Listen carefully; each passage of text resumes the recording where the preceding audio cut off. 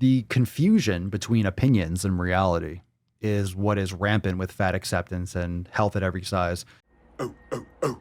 Now we got an amazing success story. This is from Twitter. This is one of those ridiculous all-time posts. So whether or not this is the same person or the same couple, there are amazing stories like that. So that's irrelevant whether or not it's actually the same person. But look at this. You have a couple on the left and you show them working out. And then you have this picture here. I don't know if that's the same person. Obviously the guy's got a tattoo. That girl, who knows? I don't know if that's the same person. It might not be. So this account said they did the impossible. How far would you go for love?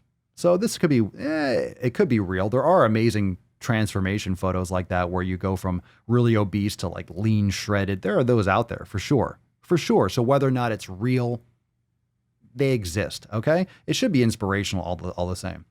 So, but here's the response. This is the deal. This is the deal.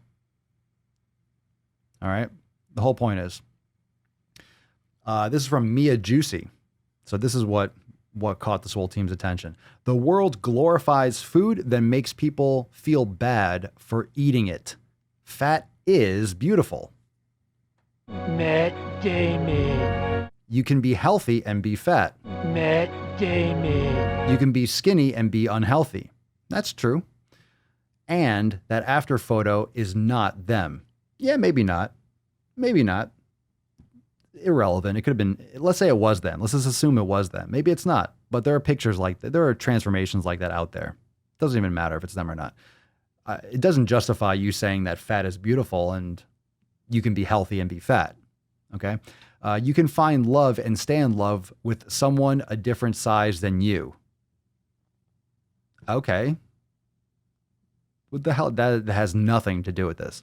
That has nothing to do with this picture because they're both the same size. They're both obese, and now they're supposedly less obese. Okay? If that's even the same person. Let's just assume for the argument that it is. Okay. Fuck the diets. So Mia Juicy is cranky because she saw this picture, and whether or not it's really them or not, doesn't matter. So the confusion between opinions and reality is what is rampant with fat acceptance and health at every size. Fat is beautiful. That's an opinion. You can think fat is, you're more than welcome. You're more than welcome to think fat is beautiful. You can think whatever you want and say whatever you want. So can I. All right. I don't think fat is beautiful. Everyone has fat, but beauty is in the eye of the beholder. I don't think being unhealthy and not making good lifestyle choices is attractive. So I don't find it beautiful. I don't find it sexy. I don't find it something. I don't like it. That's me. You can be healthy and be fat. This is the health at every size.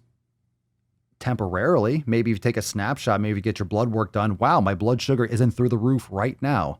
Oh my God, my cholesterol isn't high right now with this snapshot blood panel that I did. One snapshot in time.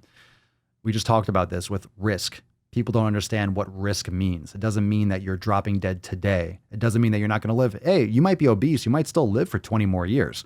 Or you could be on medication. Or you're going to have quality of life. You're going to have trouble walking up and down the stairs. Are you going to deal with aches and pains and issues? Like being alive, having a pulse is not what I'm talking about. Okay. You don't want to be, it's quality of life. People don't realize what that means. People adapt very well and very rapidly to a shitty lifestyle. If you're in pain, you could drop this in the comments below. If you're in pain, oftentimes you get used to that pain. You start justifying why you had that pain. Oh, I'm getting old. Oh, well, I just turned 40 or I just turned 50. Now I have pains, as if that's supposed to come with age. That just normally comes with age when you don't take care of your body for 40 years, for 50 years. Yeah, it makes sense that you have aches and pains because you're sitting in a chair nonstop 12 hours a day for your entire life. So of course you're going to have pains because you're not moving the way your body has evolved over millions of years to move. You're not doing what your body has evolved to do. So of course you're going to have issues, but we get used to these background issues. So drop that in the comments because I want to know what you have put in the background. If you have chronic knee pain, a lot of times you just deal with that chronic knee pain. You get used to the chronic knee pain. You don't even notice the knee pain anymore because you're so used to having that low level knee pain. It doesn't make it good. It doesn't mean that you should have pain. It just means you get used to pain, and humans get used to everything. And if you've done an elimination diet, I'm sure a lot of you could drop that comment down below too. A lot of you, foods that you used to eat. Think about this. What's a food that you used to eat maybe 5 years ago or before you did an elimination diet, before you started focusing on food quality primarily? What are some foods that you think about now that make you feel nauseous, that would fuck your world up, that would make you vomit, that you used to eat regularly, that you used to eat every day? There are a lot of people in this community that used to eat foods every single day that today they wouldn't even dream of putting in their mouth because it fucks them up. It gives them migraines, or it gives them joint pain, or it makes them feel bloated, or it gives them diarrhea. This is reality. And you realize, oh shit, I was so adapted to eating those foods.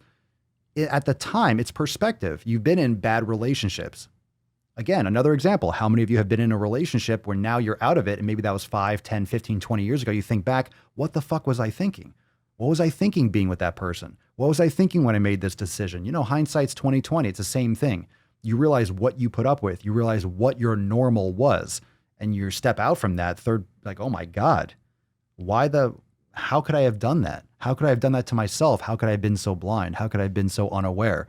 It becomes background noise. You adapt very easily. The human psyche, the human body, we just adapt very well to what we need to adapt to. But once we realize, oh shit, we don't have to adapt to some of these things. We just allow ourselves to adapt. We just don't change our environment. We just allow the environment to dictate to us. And that's the difference between just being reactive and being proactive and taking control of your fucking life. You have to make your environment. You have to mold your environment, mow your fucking lawn, right? Take care of your shit.